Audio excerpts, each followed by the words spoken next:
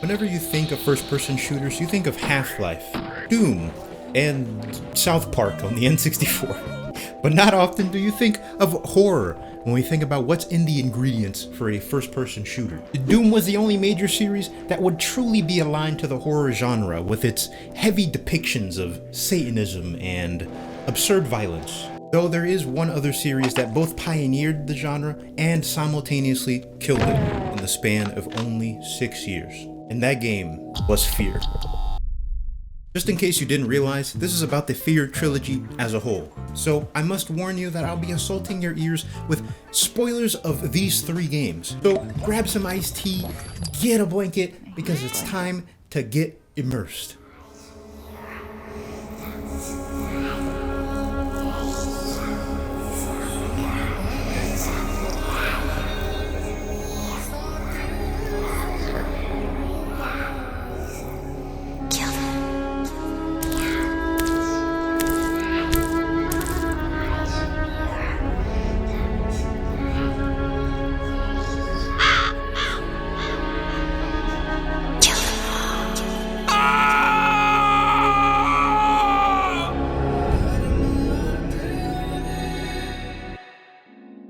The year is 2005, a time where gaming was at its peak physical form. The industry just couldn't seem to miss. But one American studio, Monolith Productions, decided to take references from Japanese horror and The Matrix to make something that would haunt gamers for a lifetime. A first-person psychological horror shooter with a focus on a blend of high-octane action and dense, groggy horror.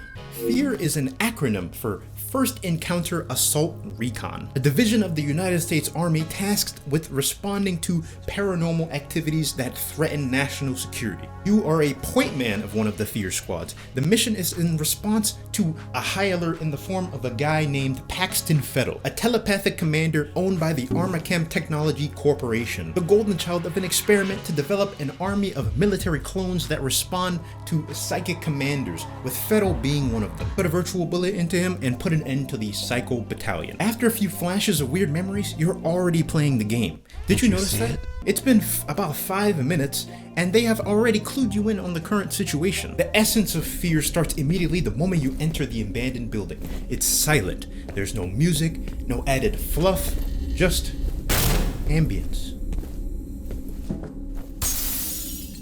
Hey bro, what took you so long? Try to find a way around. The use of this silence is a dreadful weight that carries the experience, raising the tension in the back of your mind. You continue through the abandoned building, looking to rendezvous with the rest of your unit. After following through, we join back up with Jankowski only to find the latest victim of Paxton Fettel. Another dead end. Well, I guess it's time we look around further, only to find Fettel on the roof just before...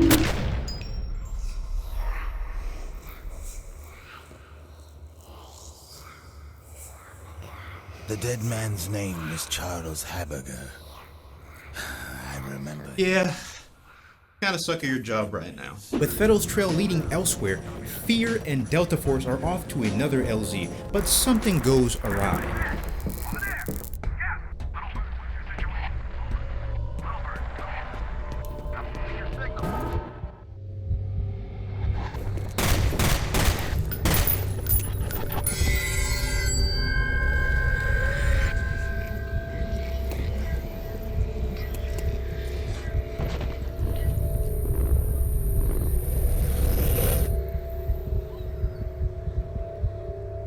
With your team wiped from existence, your aim is to rendezvous with Jankowski once again. After a few more disturbances, you fight through a massive dockyard with a maze of freights. Don't worry, there's a few more hallucination trips to go on. This is where the factor that makes F.E.A.R shine the brightest come into play: subtlety.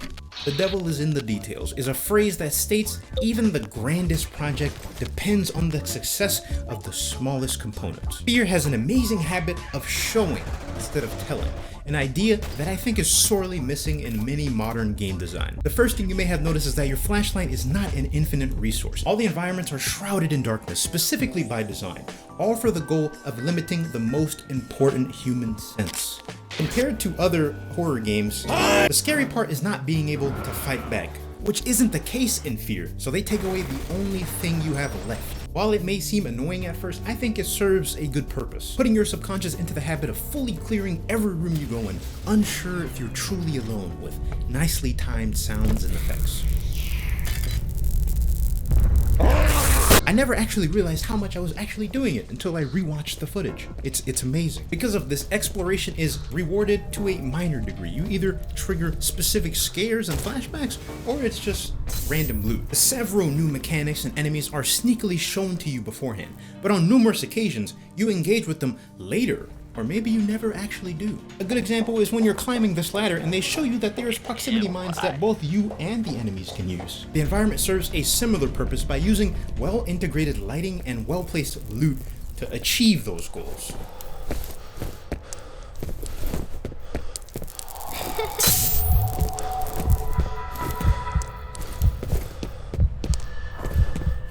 Various locations from dockyards, corporate buildings, sewers, and of course the creepy offices of the Armachem headquarters. There is a surprising lack of NPCs in the world because, of course there is. We're dealing with a potential national war between a powerful corporation and the US government. We're being told that just before 5 p.m. today, gunfire was reported at the downtown headquarters of Armachem Technology Corporation, a major defense contractor. Now what followed is unclear at this point. U.S. Army helicopters were seen approaching the building, but we've heard nothing since. Of course, similar to real life, all of our missions are conducted covertly, without revealing details to the public, which is one of the main ways the story is explained to you, but I'll get to those in a second. The plot of F.E.A.R. is pretty spotty depending on how deep you look into the various cutscenes and flashbacks. But if you look in the right places, the plot is actually very simple. Oh hey, you're back.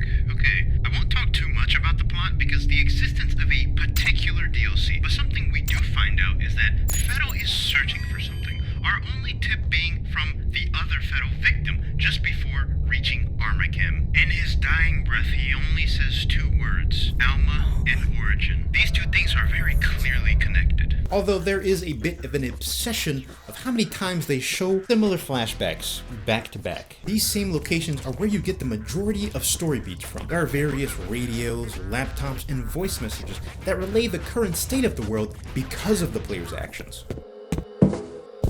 You have one new message. First message from Ian Hives. Hey, you're just mad because I'll be able to do something with my fucking guitar in hands that you'll never be able to achieve in your entire life, kid. So yeah, you're gay. Along with communications that took place between the many higher-ups and the researchers at Armachem. message from Chuck Haberger, I got your message. Maybe you've forgotten that when this happened before, Fettel was only a child. And the fallout of that fuck-up was that Origin had to be permanently shut down. This time we're talking about a highly trained military commander with a telepathic link to hundreds of soldiers that don't think for themselves. If you're worried about being behind schedule now, imagine what'll happen if we end up with a full-scale revolt. And lastly, many voicemails detailing the inner workings that took place before F.E.A.R. activated the clone army. And that is all the information that I have for you. You can return to Nathooby as he will continue the rest of the video and talk about horror. Alright, Point Man, you can handle the rest.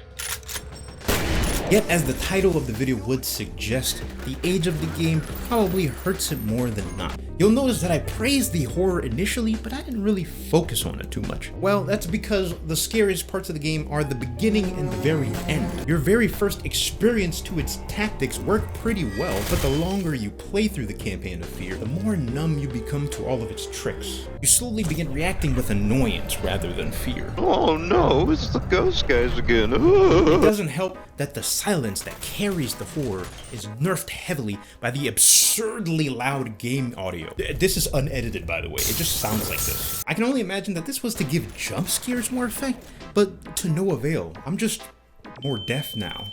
Though I can imagine if I was still 9 years old back in 2005 playing this game, I'd be pissing my shorts. If I had to choose, I would name the scariest enemies in this game the replica assassins. These little fuckers are very nimble and invisible, though unfortunately they are very underutilized. They're mainly contained to specific levels that's designed for them. And while the levels are well designed, They ultimately end up oddly linear, with definitive surprises and arenas for the various gameplay. It's akin to a labyrinth with maze rooms between the various mission checkpoints and a little bit of backtracking, but not enough to be annoying. And what feels like a relic of the past, F.E.A.R runs on a havoc-infused game engine with multiple destructible objects, surfaces, and environments. Blood splattering everywhere, sparks flying when they hit metallic objects, hearing the ricochet of bullets as they bounce off walls, gun smoke, dust concrete explosions, a lot of cool implosions, body dismemberment, and of course, ragdoll.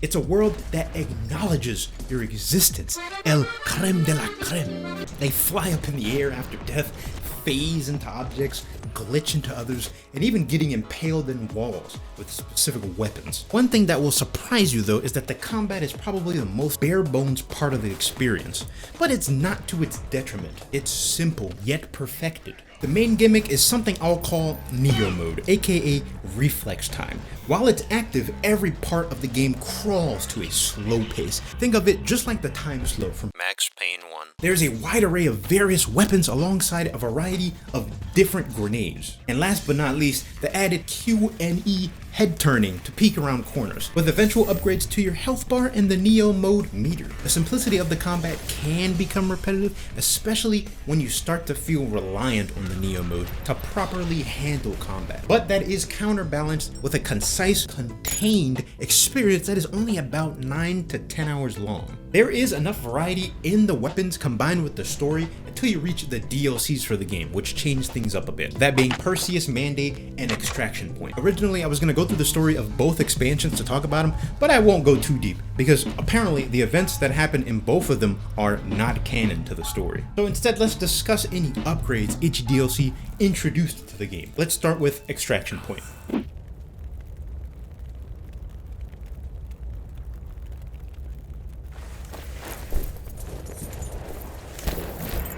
Looks like we're all still alive. Small favors. I can't reach anybody on the radio. What the fuck is this sensitivity? Jesus Christ. Extraction Point explores a bit more into the psychological side of the game, with weird blends of environmental distortion and the very spooky side. The plot is a continuation of the base game ending after you find out that Alma's more important to your character than you initially imagined. With the city being evacuated after the destruction of the Armachem facility, the zones are largely themed with more decrepit, abandoned buildings to grand church halls. This first expansion is largely the same with minor improvements with added content in the form of new enemies, weapons, and a few new environments, including the introduction of these awful projection ghost enemies that are partially invisible with red glowing beady eyes. No thanks.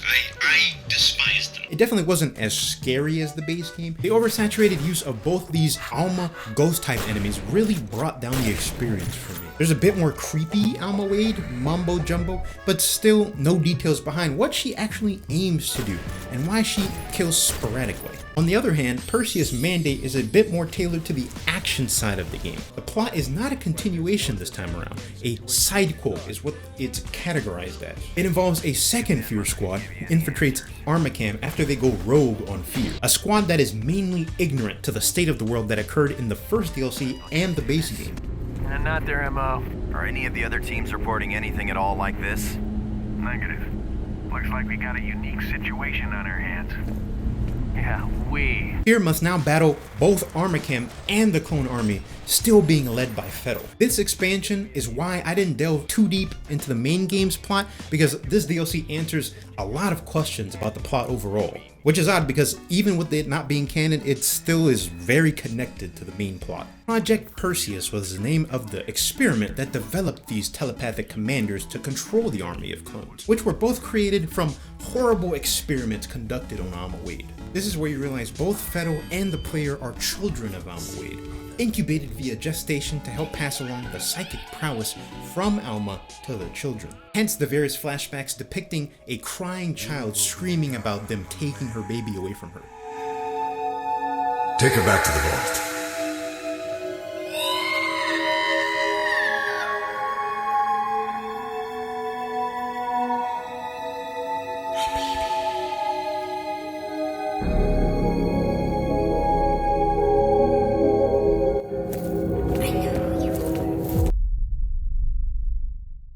mentioned earlier, Perseus Mandate is a much more shooter-oriented expansion with larger battle arenas and new enemies. There's even a little treat for us in the form of a boss fight later in the expansion, which I would say is probably not very good. It's just a special version of an existing enemy. Now the expansion is a little different because it's more F.E.A.R, but with a shinier coat of revisions and improvements over the base game, starting off with a larger flashlight meter and added tooltips whenever you have full ammo for notable weapons, fresh new enemies, and weapons that change how you play the game. However, the innovation from the game series comes not from combat, but from the game's AI.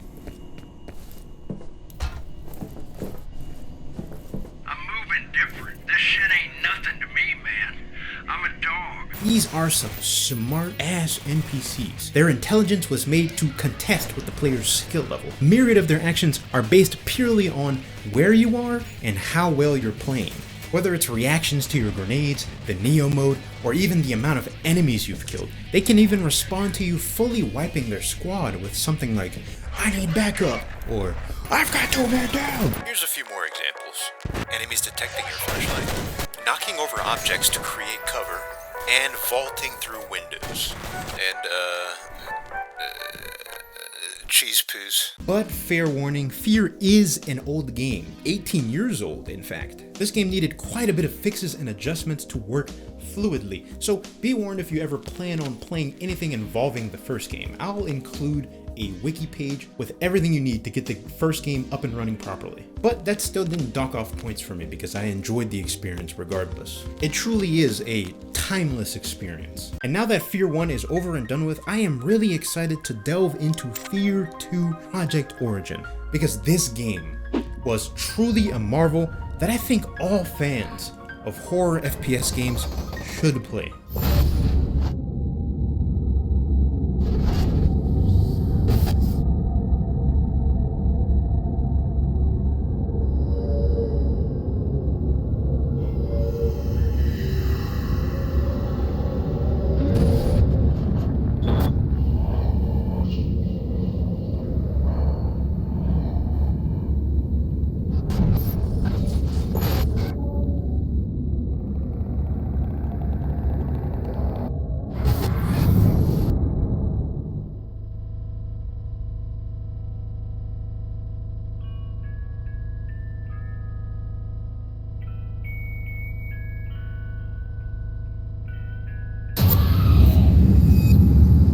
Project Origin was the anticipated sequel to the original F.E.A.R. The mission of this sequel was specifically to set out and correct the most criticized elements of the first game, which Monolith believed to be the monotone and repetitive environment and the lack of enemy variety, while enhancing the better parts of the game, like the horror and the enemy AI. I guess we'll see how true that is. The writing changes in this game is why the original F.E.A.R's DLC were no longer considered canon to the F.E.A.R universe, taking place 30 minutes prior to the conclusion of the original F.E.A.R. We're controlling a Delta Force soldier this time around, Michael Beckett, sent to capture the president of the ATC into protective custody. The aftermath of the Origin explosion lands Beckett into a hospital under attack by the ATC. Yet for some reason, Alma shows some weird interest in Beckett. That about roughly explains the lay of the land for the plot of this second game. Stop Alma at all costs before she takes over Beckett's mind. I really enjoyed this game compared to the first one, featuring a complete overhaul of the game's physics, weapons, enemies,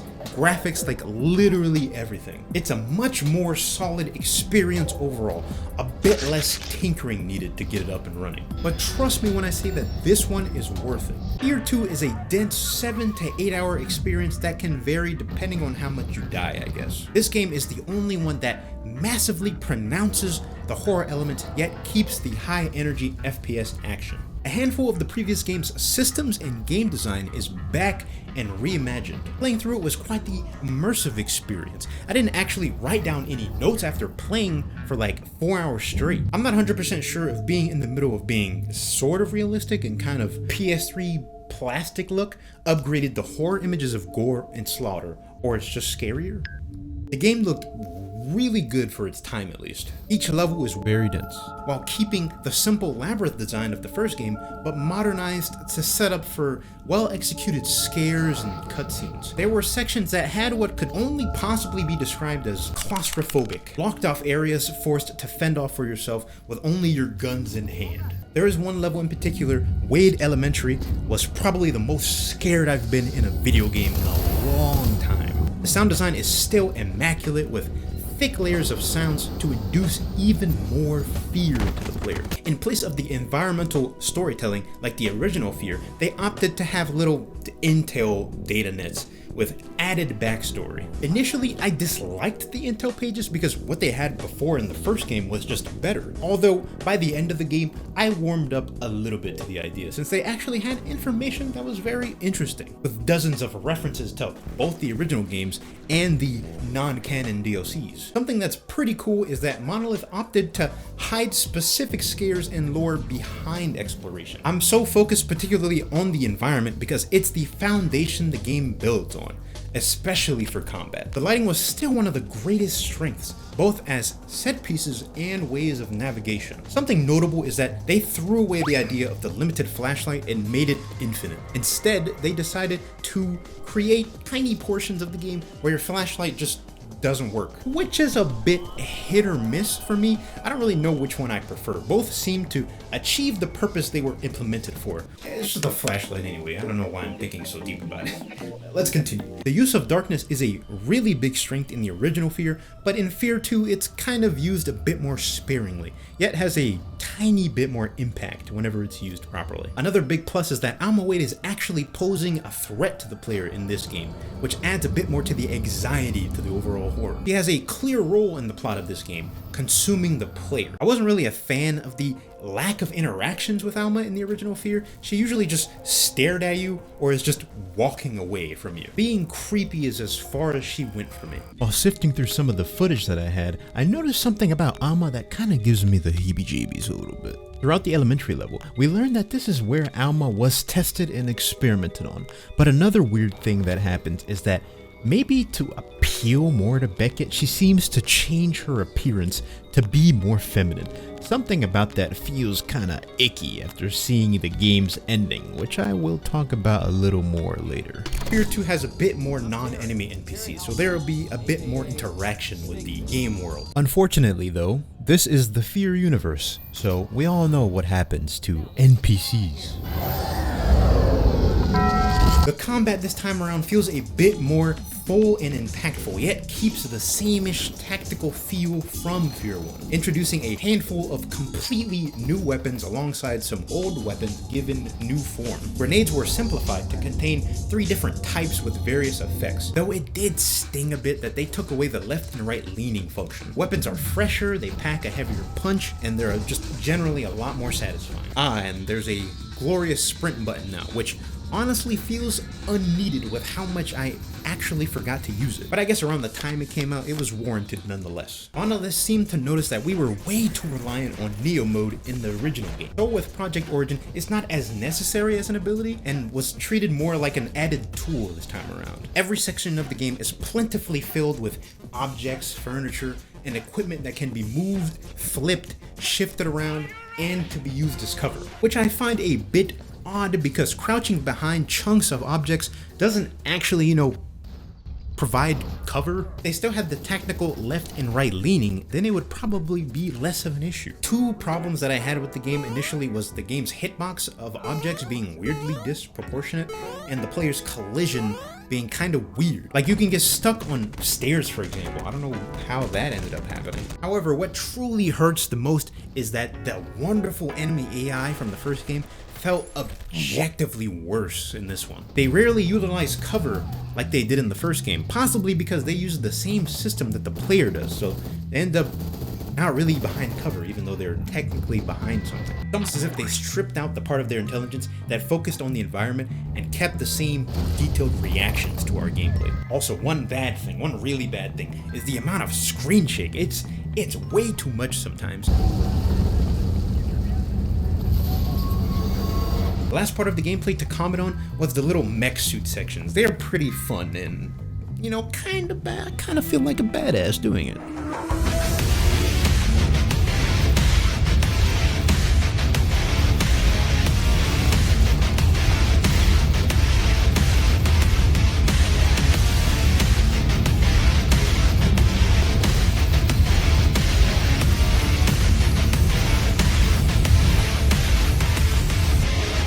Since I couldn't really decide how to structure the rest of the F.E.A.R 2 section, I'll talk a little bit more about minor positives and negatives that don't really have a place to go to.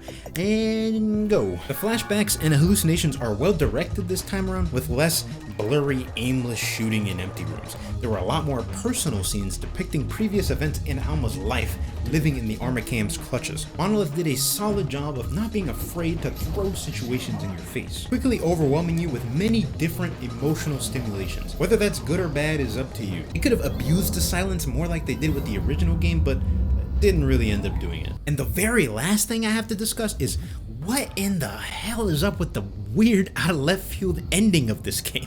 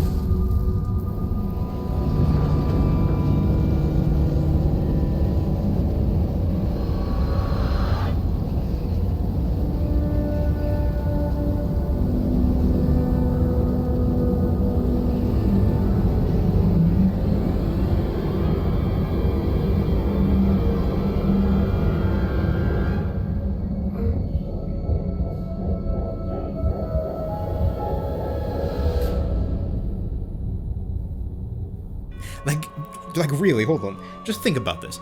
Did we actually get telepathically assaulted by a dead psychic ghost lady and somehow got her pregnant?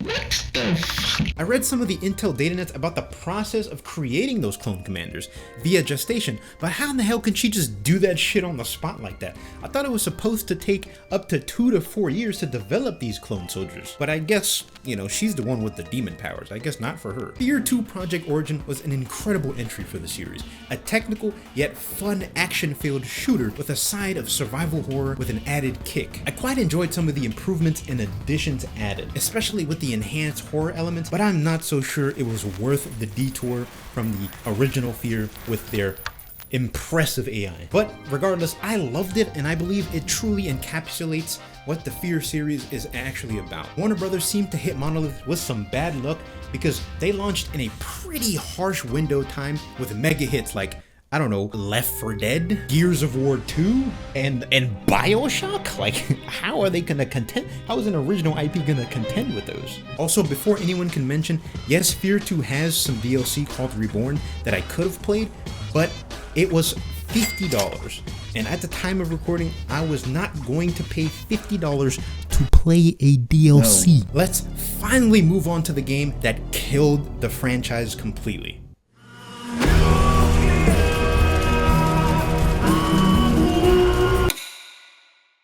F.E.A.R 3's existence is a fucking unnatural phenomenon.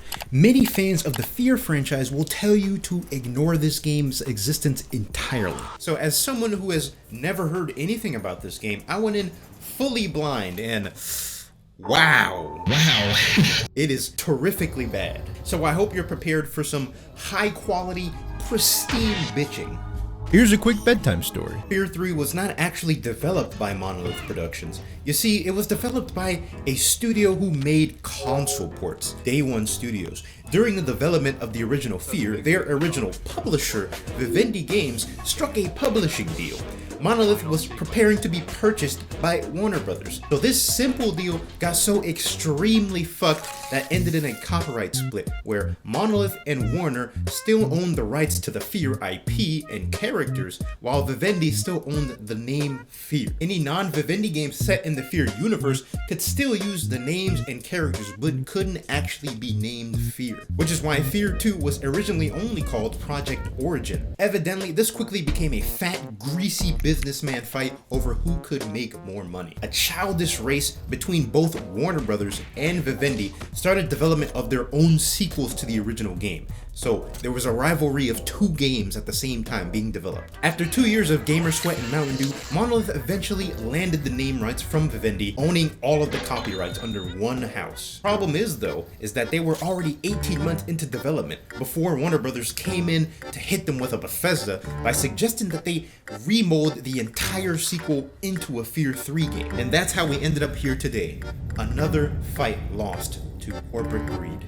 Compared to F.E.A.R. 2, the sequel is a straight up downgrade compared to its predecessor. The best description would be a trashy, pseudo-horror Call of Duty version of F.E.A.R. 1. Day One Studios clearly had this project shoved down their throats by Warner Brothers, who didn't truly understand what made F.E.A.R. unique. The developers seemed to go down the list, checking off boxes, attempting to replicate the magic that the first game portrayed. I'll talk about the plot a little bit, but don't get your hopes up. It's just as bad as the rest of the game. The game takes place 9 months after the first two games, starting in a Brazilian prison with ATC soldiers interrogating Point Man from the first game on the location of Jin San Juan, one of your squad mates from the first game. We are later joined by F.E.A.R. for some reason, who reluctantly follows us as we attempt to save Jin. He obviously cares more about Alma's pregnancy than anything. And that's basically the whole game. I don't care enough to talk more about it because it just wasn't very good. Many of the cutscenes in this game are largely the same information we learned from the second game already, but just told from F.E.A.R.'s perspective. Wow. Insane, crazy. The story is largely spent accomplishing both the goals of Point Man and F.E.A.R. at the same time. I guess I gotta mention some positives, even though I don't believe it really deserves it. Believe it or not, F.E.A.R. 3 actually has some very well designed horror set pieces, but poorly utilized because they're just not scary at all. I mean, it's honestly kind of sad. This TV warehouse, for example, was an interesting location to explore through. Of course, because we have a trend of chasing trends, this game is co-op. And I have to give that to them because co-op is always a positive in my book. You can play through the game as both characters, even if you're solo, but you still have to complete it as Point Man first. I guess just give us more fucking reason to play this shit game.